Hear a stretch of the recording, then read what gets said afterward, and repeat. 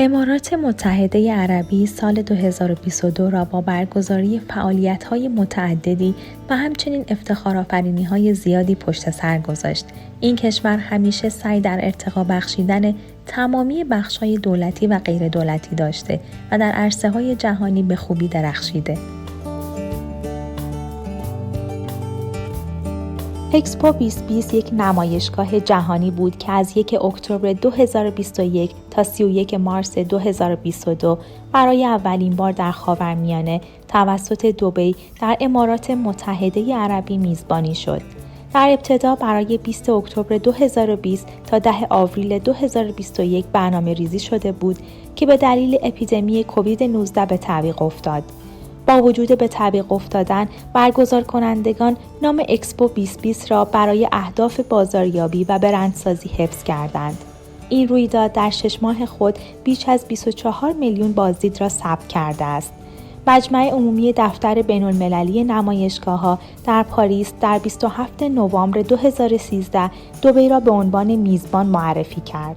این اولین بار در طول تاریخ بود که کشوری عربی میزبانی اکسپو را بر عهده داشت. در این رویداد جهانی بیش از 192 کشور از سراسر دنیا برای نشان دادن تاریخچه و دستاوردهایشان در حوزه‌های مختلف شرکت کردند.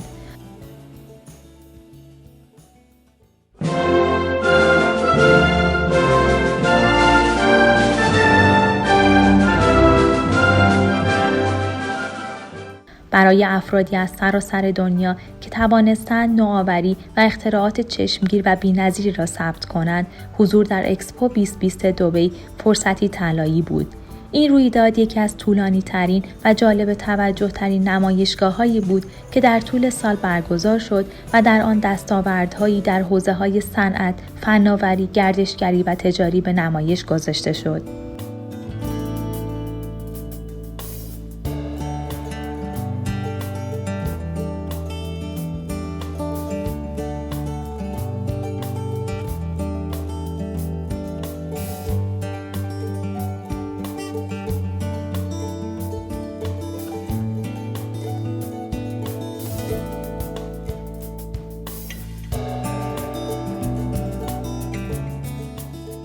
عالی جناب شیخ دکتر سلطان به محمد القاسمی میدان برج ساعت واقع در تقاطع خیابان الوحده و خیابان کرنیش در کلبا را در مارس 2022 افتتاح کرد. این برج توسط یک سری آبنماهای خلاقانه احاطه شده است که بر اساس سیستم ساعت کار می کنند. فواره ها به 12 فواره اصلی که تعداد ساعت ها را نشان می دهد و 60 فواره فرعی که تعداد دقیقه ها را نشان می دهد تقسیم می شوند. این برج 60 متری در وسط میدان قرار دارد و به گونه‌ای طراحی شده است که از تمام نقاط شهر قابل مشاهده است. عرشه اول در طبقه پنجم در ارتفاع 33 متری قرار دارد و دارای رستورانی برای بازدید کنندگان است. دومین عرشه در 46 متری سطح دریا قرار دارد و منظره‌ای از دریاچه، دانشگاه شارجه و مرکز تجاری کلبا و کوههای اطراف را ارائه می‌دهد. طراحی برج الهام گرفته از معماری مدرن اسلامی با گنبدی وسیع و موزاییک طلاکاری شده پوشانده شده است. تزئینات مختلف اسلیمی عرش‌نمای ساختمان را می‌سازند. میدان برج ساعت و محوطه اطراف آن دارای پارکینگ، مسیرهای عابر پیاده ایمن و یک تونل منتهی به برج ساعت به طول 65 متر است که شامل تعدادی نقاشی دیواری از مهمترین نشانه‌های باستانی و مدرن کلبا است.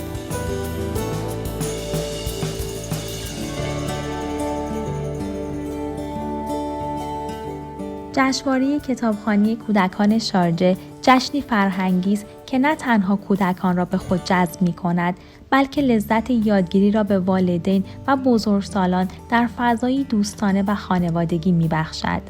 کارگاه‌های هنری و فرهنگی برای تقویت مهارت‌های کودکان در این جشنواره برگزار می‌شود. جشنواره کتابخوانی کودکان شارجه 13مین دوره خود را امسال به این شهر آورد. بازدید کنندگان جوان و والدینشان در طی 12 روز تجربه‌های متعددی در زمینه ادبیات، هنر، فرهنگ، اجراها و موارد دیگر داشتند. جشنواره امسال توسط اداره کتاب شارجه با موضوع خلاقیت خلق کن برگزار شد. این جشنواره در اکسپو سنتر شارجه برگزار می شود. از آنجایی که جشنواره‌ای برای ترویج کتابخوانی است، بدیهی است که کتاب‌هایی از همه دسته‌ها برای کودکان در هر سنی برای خریداری در دسترس باشد.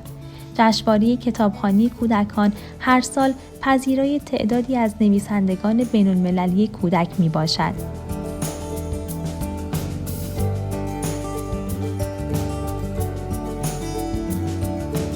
قلعه الزید گواهی بر تاریخ باستانی شهر الزید است که زمانی واحه‌ای پررونق را با آب شیرین، نخل‌های پربار و ساختمان‌های دفاعی تشکیل می‌داد که امنیت و ایمنی را برای ساکنان آن فراهم می‌کرد. این قلعه تاریخی نمادی از میراث و ویژگی‌های مردم منطقه و شرایطی است که در طول زمان از آن برخوردار بودند است. این قلعه که قدمت آن به سال 1820 در زمان سلطنت شیخ سلطان بلثغر القاسمی حاکم وقت شارجه برمیگردد، از یک ساختمان مربع شکل تشکیل شده است. 32 متر طول و 26 متر عرض دارد و شامل تعدادی اتاق است که به سالن‌های نمایشگاهی حاوی نمایش‌های تاریخی شهر الزید و میراث آن تبدیل شده است. این قلعه در نزدیکی شریعت الزید ساخته شده که محل استراحت کاروانها و تامین آب و غذا بود. این یکی از مهمترین راه آبی در الزید، محل ملاقات و محلی برای ذخیره آب و غذا قبل از شروع سفر است که قسمت‌های مختلفی دارد، مانند سالن اسلحه، حجره شیخ، لیوان، آشپزخانه، بازار و یک مسیر کوتاه برای عبور شترها.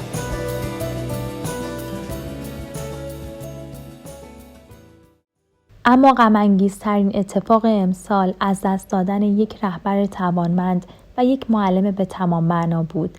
شیخ خلیفه بن زاید آل نهیان بعد از پدر بزرگوارشان شیخ زاید دنبال روی اهداف والای ایشان بودند و همانند پدرشان برای این کشور خالصانه پدری کردند و با تلاش‌ها و با بهره‌گیری از علم و دانایی خود باعث پیشرفت چشمگیر امارات متحده عربی در سطح منطقه‌ای و جهانی شدند.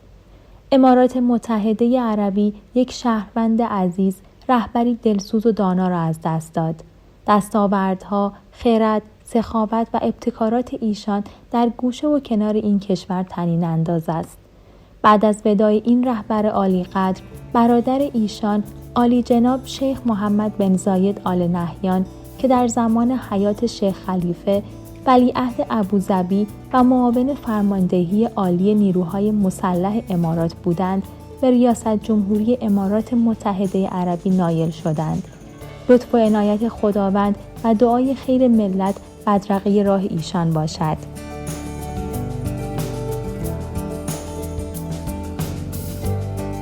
همانطور که می‌دانید، شارجه در سالهای اخیر مکانهای تفریحی، فرهنگی و توریستی متفاوتی را برای عموم افتتاح کرده است تا همیشه افراد دلیل خوبی برای بازدید از این عمارت داشته باشند.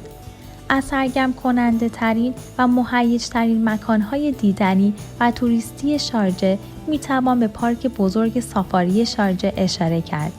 این پارک بزرگترین پارک سافاری جهان در خارج از آفریقا در شارجه لقب گرفته است.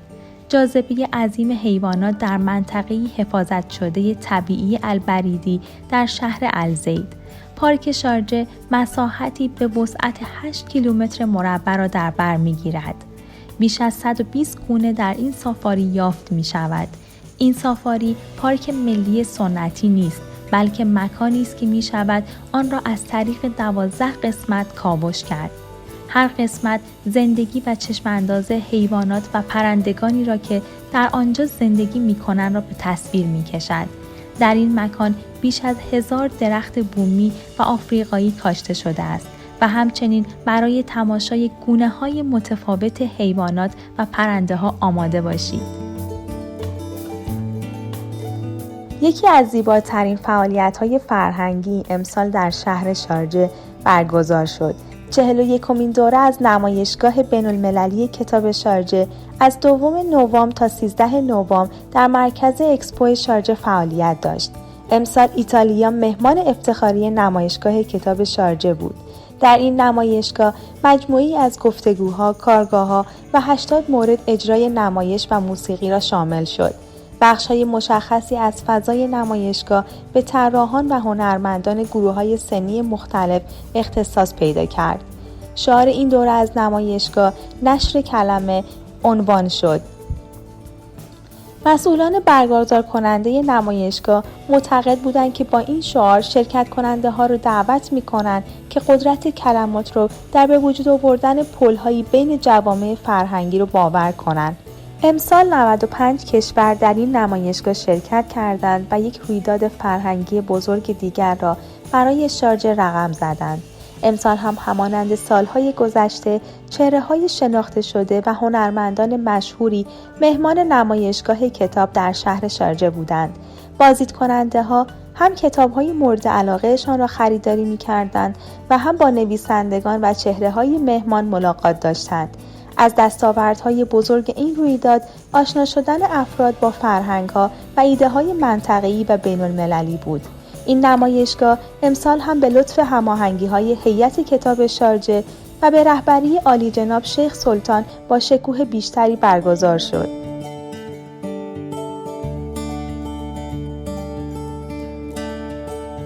ابوظبی امسال هم شاهد برنامه‌ها و فعالیت‌های زیادی در خود بود.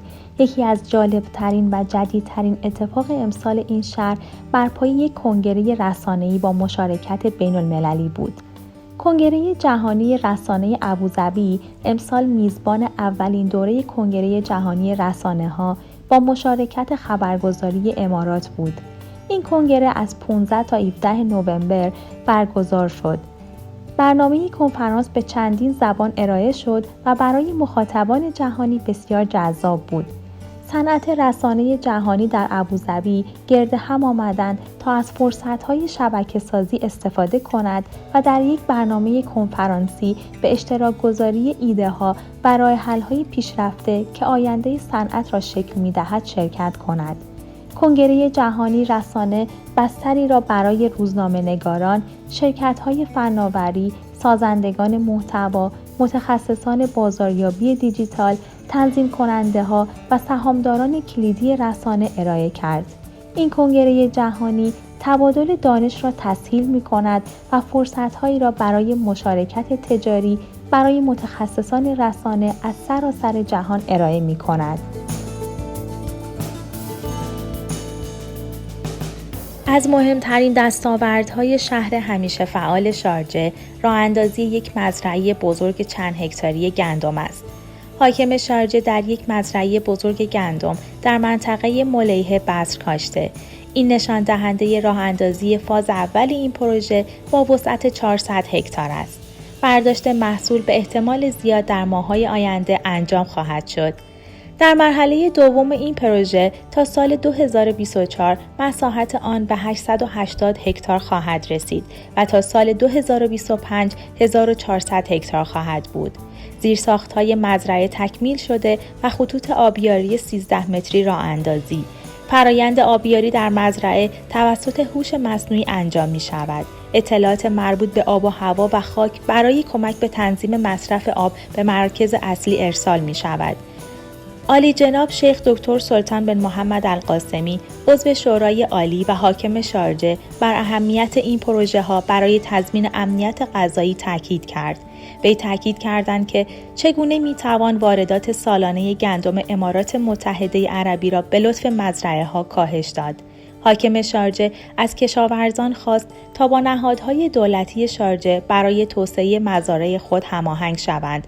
وی گفت که می توانند از یارانه برق و آب استفاده کنند و علاوه بر این دولت برای اطمینان از تولید محصولاتی که با استانداردهای بهداشتی سازگار بوده و فاقد مواد شیمیایی مضر هستند، مشاوره‌های فنی و کشاورزی ارائه خواهد داد.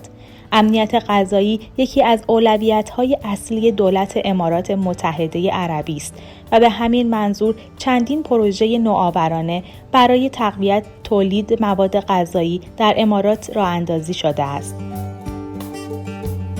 امارات متحده عربی در علوم مختلف پژوهش می‌کند و هدف او دسترسی داشتن به تازه‌ترین دستاوردهای جهانی و البته تولید دستاوردهای مختلف در عرصه و زمینه‌های متفاوت است تا کشور و ملتش همیشه آگاه و بروز باشند و بتواند بستر بهتری را برای تمامی افراد در این کشور فراهم کند. از دستاوردهای فضایی و مربوط به علم نجوم مأموریت قمری امارات است. اولین مأموریت امارات متحده عربی به ماه در روز یکشنبه 11 دسامبر 2022 انجام شد. مرکز فضایی محمد بن راشد تاریخ پرتاب جدید را در 7 دسامبر اعلام کرد.